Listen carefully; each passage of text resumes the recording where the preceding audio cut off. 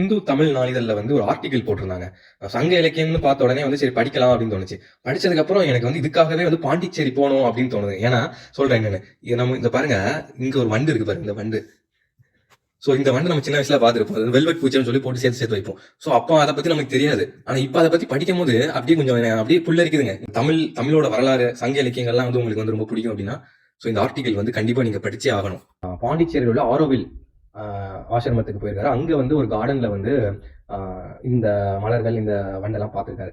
So இந்த blue கலர்ல இருக்குதுங்களா, இந்த பூ பேர் தான் வந்து காயாம் பூ அப்படிங்கிறாங்க. அப்புறம் இந்த வெல்வெட் பூச்சிக்கு பேர் பாத்தீங்கன்னா வந்து தம்பலம் பூச்சி அப்படிங்கிறாங்க.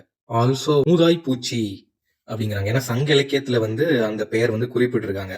இங்க பாருங்க, மணிமிடை பவளம், அகநானூர்ல மணிமிடை பவளம்னு ஒண்ணு இருக்கிறா, அதுல வந்து காயா அப்புறம் இந்த மூதாய் பூச்சி, இந்த ரெண்டையும் ஒரே பாடல்ல வந்து குறிப்பிட்டிருக்காங்க.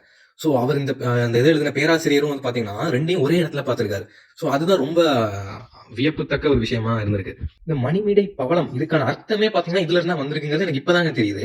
மணி, அதாவது இந்த பூக்களோட பழங்கள் இருக்குல்ல, அது வந்து மணி மாதிரி இருக்குமா, அதுக்கு இடையில வந்து இவன் போவான். சோ அதனாலதான் அதுக்கு பேர் வந்து மணிமிடை பவளம் அப்படின்னு வந்திருக்கு. சோ அகநானூர்ல அதிகமா பாடப்பட்ட பாடல்களே பாத்தீங்கன்னா வந்து இந்த மணிமிடை பவளத்துலதான் இருக்குது. சோ மத்த ரெண்டு பாத்தீங்கன்னா நித்தில கோவையில வந்து 100 பாடல்கள், களிற்று யானை நிறையில வந்து 120 பாடல்கள்னு படிச்சிருப்போம். இந்த மாதிரி வந்து குறிஞ்சி பாட்டுலயும் வந்து பல்லினர் காயா அப்படிங்கிற ஒரு வரி வந்திருக்கு. நற்றினிலையும் குறிப்பிட்டிருக்காங்க, கலித்தொகையிலையும் குறிப்பிட்டிருக்காங்க.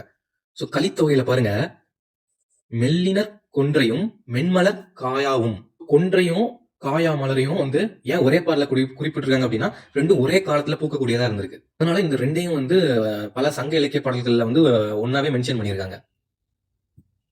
அப்புறம் இந்த பூவோட ஆங்கில வார்த்தை என்னன்னு பாத்தீங்கன்னா வந்து அயனுட் அப்படிங்கிறாங்க. பூவோட ஆரிஜினே பாத்தீங்கன்னா வந்து நம்ம இந்தியா தான். நீங்க பாண்டிச்சேரிக்கு ஆரோவில் ஆசிரமத்துக்கு போனீங்க அப்படின்னா இந்த கார்டனை கண்டிப்பா விசிட் பண்ணுங்க. தேங்க்யூ.